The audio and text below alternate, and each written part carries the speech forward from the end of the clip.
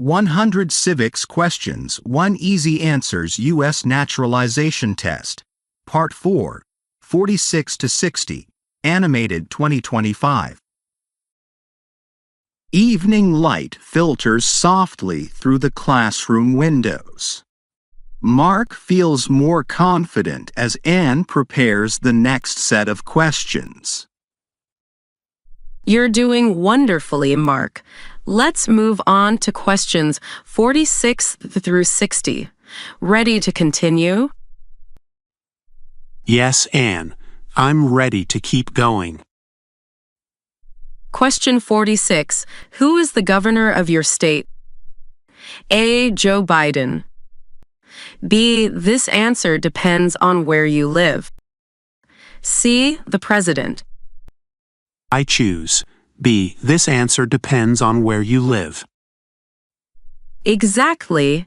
Each state elects its own governor, who is the chief executive officer of the state government. The governor oversees state laws and policies, similar to how the president leads the country. Knowing your state's governor is important because they impact your daily life directly. Question 47.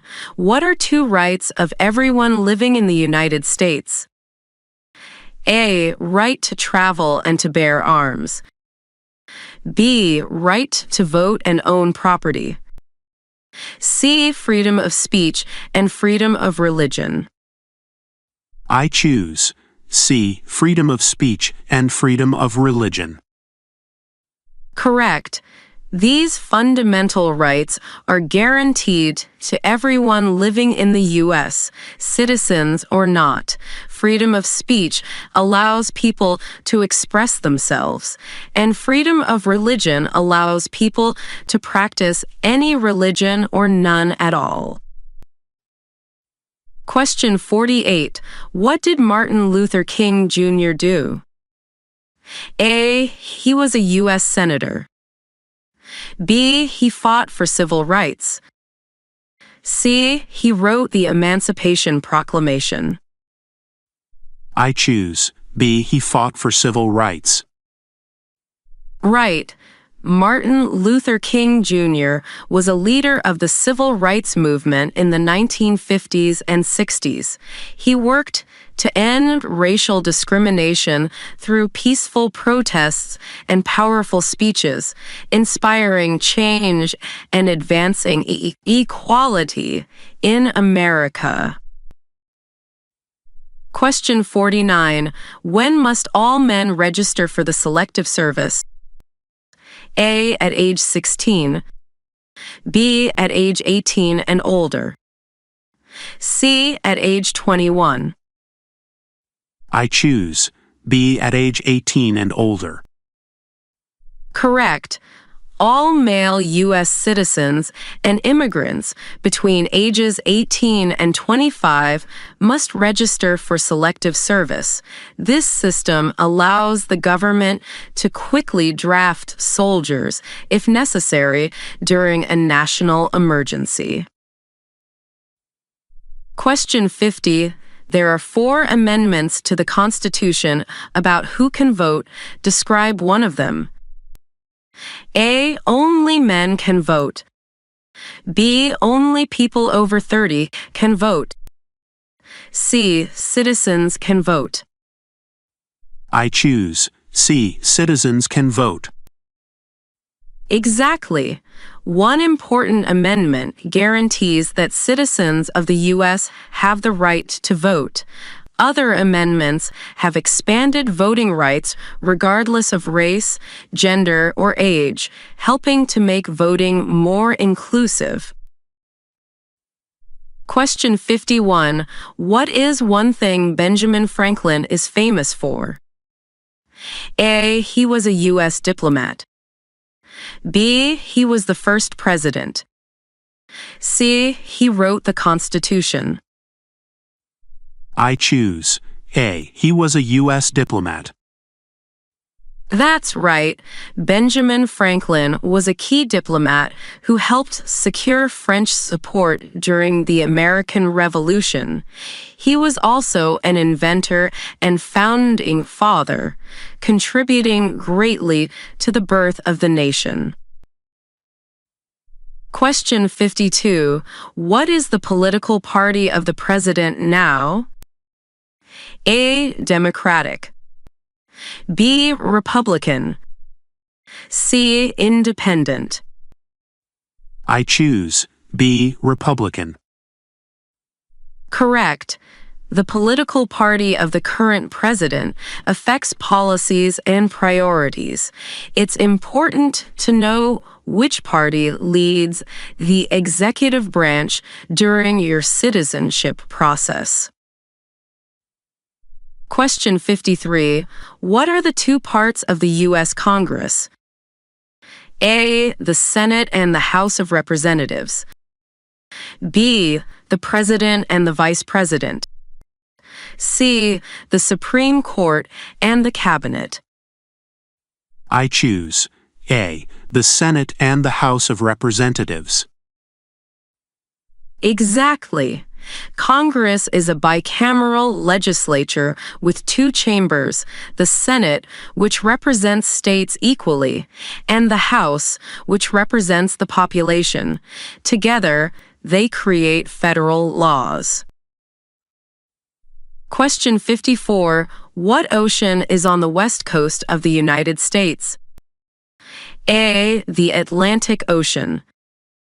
B. The Indian Ocean. C. The Pacific Ocean.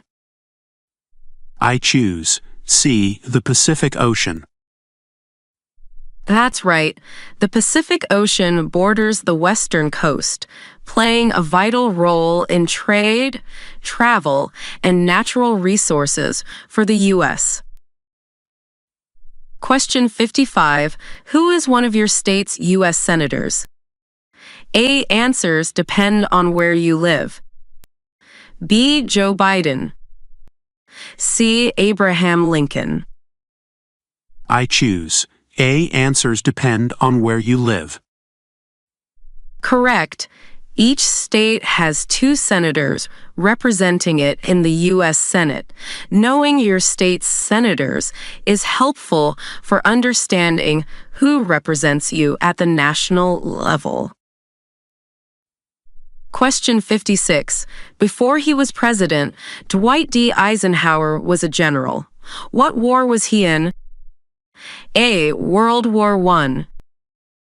B. World War II. C. The Korean War. I choose B. World War II. That's right. Eisenhower was a general who led Allied forces in Europe during World War II before becoming the 34th President of the United States. Question 57. What is an amendment? A. A change to the Constitution. B. A new law passed by Congress. C. A speech made by the President. I choose A. A change to the Constitution.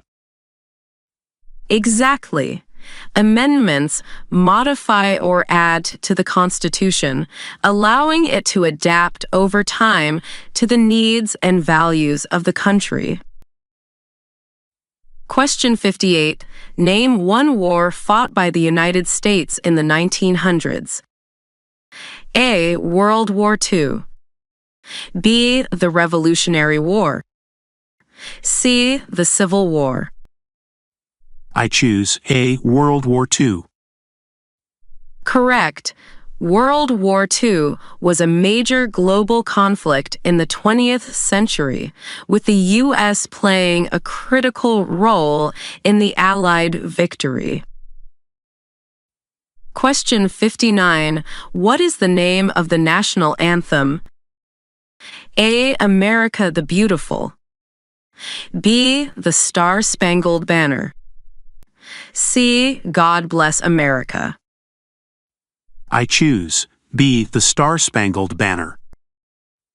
Yes, The Star-Spangled Banner became the national anthem in 1931 and is sung to honor the United States, especially at official events and sports games. Question 60. The idea of self-government is in the first three words of the Constitution. What are these words? A. We the people. B. In order to. C. Of the people. I choose A. We the people. Correct. We the people emphasizes that the government's power comes from the citizens themselves, embodying the principle of self-government and democracy. Wonderful work today, Mark. You're gaining a strong understanding of these important facts. How do you feel? I'm feeling really confident, Anne. Your clear explanations make everything easier to remember and understand.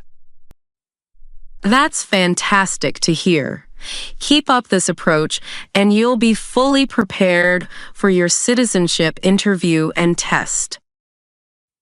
Thanks, Anne. I'm excited to keep learning.